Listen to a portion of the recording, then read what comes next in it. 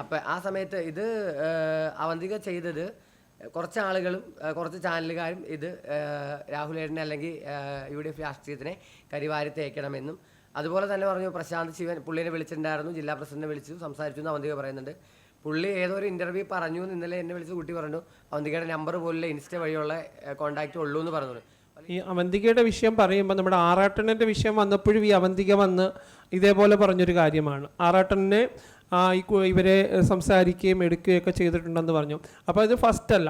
അതിന് മുമ്പ് നമ്മുടെ CM സ്റ്റേഡിയത്തിൽ വന്ന സമയത്ത് കറുത്ത ഡ്രസ്സ് ഇട്ടുകൊണ്ട് വന്ന് BJP മുൻനിർത്തി അവന്തികയുമായിട്ട് ഒരു ഇഷ്യൂ ഉണ്ടാവുകയും അന്നയ്ക്ക് അറിയില്ലായിരുന്നു. അന്നയെ കറുത്ത ഡ്രസ്സ് ധരിപ്പിച്ചിട്ട് അന്ന കോൺഗ്രസ്സുകാരിയായിരുന്നു. എന്നിട്ട് വന്നിട്ട് അത് വലിയൊരു ഇഷ്യൂ ഉണ്ടാവുകയും അത് എപ്പോഴും പുള്ളിക്ക് ടൈം ലൈനിൽ ഇങ്ങനെ ഫേമസ് ആവണം, വൈറലാവണം എന്നൊക്കെ അത് ചിലരുടെ ഒരു മാനസികാവസ്ഥയാണ്. പക്ഷേ കമ്മ്യൂണിറ്റിയെ മൊത്തത്തിൽ ചിന്തിക്കേണ്ട ഒരു വിഷയമാണിത്.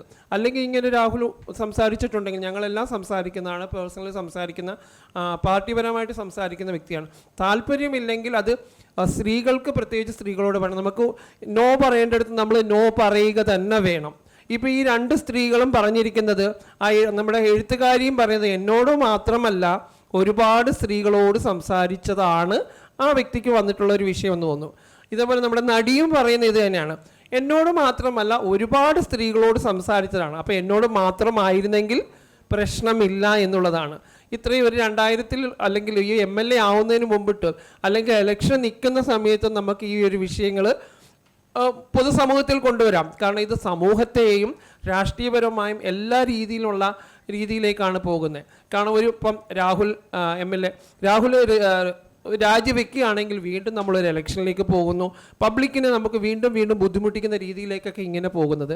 സ്ത്രീക്ക് നോ പറയേണ്ടടുത്ത് നോ പറയുക എന്നുള്ളത് തന്നെയാണ്. അല്ലെങ്കിൽ നിയമപരമായി പോകണം. എനിക്ക് പേര് പറയാൻ പറ്റില്ല, പേടിയാണെന്ന്. എന്തിനാണ് പേടിക്കുന്നത്? എല്ലാ നിയമ സംവിധാനങ്ങളും കാര്യങ്ങളും ഒക്കെ ഉള്ളപ്പോൾ ഇപ്പോൾ പലരും ഇതാണ് ഒരു സ്ത്രീപക്ഷം എന്ന് പറയുമ്പോഴും സ്ത്രീയുടെ എല്ലാ നമുക്ക് പരിഗണനകളൊക്കെ വേണ്ടിയിട്ട് കൊടുത്തിരിക്കുന്ന ഈ ഒരു കാര്യങ്ങൾ പലപ്പോഴും പുരുഷന്മാരെ ബ്ലാക്ക് മെയിൽ ചെയ്യാൻ വേണ്ടി മാത്രമുള്ളൊരു കാര്യങ്ങൾ തന്നെയാണ് ഇപ്പോഴും സ്ത്രീകൾക്കുണ്ടാകുന്നതിന് വേണ്ടിയിട്ട് നമ്മൾ കൂടെ നിൽക്കുന്നതാണ്. എന്തുകൊണ്ടാണ് അവർ പരാതിയുമായിട്ട് ആരും പോകാത്തത്? ഇപ്പോൾ ആർക്കും പരാതികളില്ല. അപ്പോൾ രാഹുലിനെതിരെ പരാതി കൊടുക്കണമെന്ന് തന്നെയാണ് പറയുന്നത്. ഇനി ഒരു നേതാവും ഏത് രാഷ്ട്രീയത്തിലുള്ളവരായാലും ഇങ്ങനെ ഒരിക്കലും ഇത് ചെയ്യാതിരിക്കാനുള്ള പ്രചോദനമായിട്ട് ഇരിക്കണം എന്നുള്ളതാണ് എൻ്റെ അഭിപ്രായം. പിന്നെ ഒരു കാര്യം ഞാൻ പറയുക, അവന്തിക ഉപയോഗിക്കുന്ന ആപ്ലിക്കേഷൻ വഴി നോക്കി അറിയാം എത്ര മെയിൻ സ്ഥാനങ്ങളിൽ നിൽക്കുന്ന ആളുകളെ അങ്ങോട്ട് അവന്തിക ചാറ്റ് ചെയ്തിട്ടുണ്ടെന്നും ഈ രാഹുലേട്ടനെ അങ്ങോട്ട് അവന്തിക തന്നെ ചാറ്റ് ചെയ്ത് തുടങ്ങിയതാണെന്ന് എനിക്ക് വ്യക്തമായിട്ട് അറിയാവുന്ന കാര്യമാണ്. അതുപോലെ പല ആളുകളെയും അങ്ങോട്ട് തന്നെ ചാറ്റ് ചെയ്ത് എന്തെങ്കിലുമൊക്കെ ഇട്ട് കൊടുത്ത് തിരിച്ച് അവരുടെ ഭാഗത്തുനിന്ന് ഒരു മോശം പ്രവണത കാണിക്കുമ്പോൾ അതിപ്പോൾ ഞാനായാലും നമ്മൾ നിന്ന് കൊടുക്കുമ്പോഴാണല്ലോ മറ്റുള്ളവർ നമ്മളെ ചൊറിയാൻ കൂടുതൽ വരുന്നത്. അപ്പോൾ ആ അവസരങ്ങൾ മുതലെടുത്തുകൊണ്ട് തന്നെ ന്യൂസ് 18 വിളിച്ച സമയത്ത് അവന്തിക ഒരു യാത്രയിലായിരുന്നു. അവന്തികയുടെ കൂടെ വേറെ 2-3 പേരോട് ഉണ്ടായിരുന്നു. മൊത്തം ഒരു 4 പേരുള്ള സമയത്താണ് ന്യൂസ് 18 വിളിക്കുന്നത്. ആ സമയത്തും അവന്തിക പറഞ്ഞത് അവന്തികയ്ക്ക് ഒരു പരാതിയും ഇല്ല എന്നതിന് തന്നെയാണ് വ്യക്തമായിട്ട് രാഹുലിനെ അയച്ചു കൊടുത്ത് വോയിസ് റെക്കോർഡിലുണ്ട്. ആ റെക്കോർഡും അവന്തിക തന്നെയാണ് രാഹുലിനെ അയച്ചു കൊടുത്തത്. ആ കോള് കട്ടായതിന് തൊട്ട് പുറകെ തന്നെ അവന്തിക ഫസ്റ്റ് വിളിച്ചതും രാഹുലേട്ടനെയാണ്. ഓൾറെഡി ആ വണ്ടിയിൽ ഉണ്ടായിരുന്ന ആളുകളുടെ ഞാൻ സംസാരിച്ചാണ് ഈ വിഷയം. അപ്പോൾ കൂടെ ഉണ്ടായിരുന്ന ആളുകൾ തന്നെ പറഞ്ഞു ഇത് അവന്തിക വ്യക്തമായിട്ട് കുറച്ച് ആളുകൾ പിന്നിൽ നിന്ന് പിരികേറ്റി കൊടുത്തപ്പോഴാണ് അവന്തിക ഒറ്റയടിക്ക് പ്ലേറ്റ് തിരിച്ചതെന്നും രാഹുലേട്ടനും അവൾ പറഞ്ഞ പോലെ തന്നെ ഞാനും പറയുന്നു നല്ല സുഹൃത്തുക്കൾ മാത്രമായിരുന്നു. ഇത് ചിലരുടെ രാഷ്ട്രീയ മുതലെടുപ്പിന് വേണ്ടി അവന്തികനെ കരുവാക്കിയതാണ്. അതുപോലെ അവന്തിക അതിനൊപ്പം തുള്ളിയതുമാണ്. ഇപ്പോൾ നിലവിൽ എന്ത് മറുപടി പറയണം എന്നറിയില്ലാത്തൊരവസ്ഥയിലാണ്. അവന്തിക നിന്ന് കൊടുത്തതും അവന്തിക അങ്ങോട്ട് ചാറ്റ് ചെയ്തതുമാണ് എന്ന് തെളിയിക്കാൻ വേറെ ബുദ്ധിമുട്ടൊന്നുമില്ല.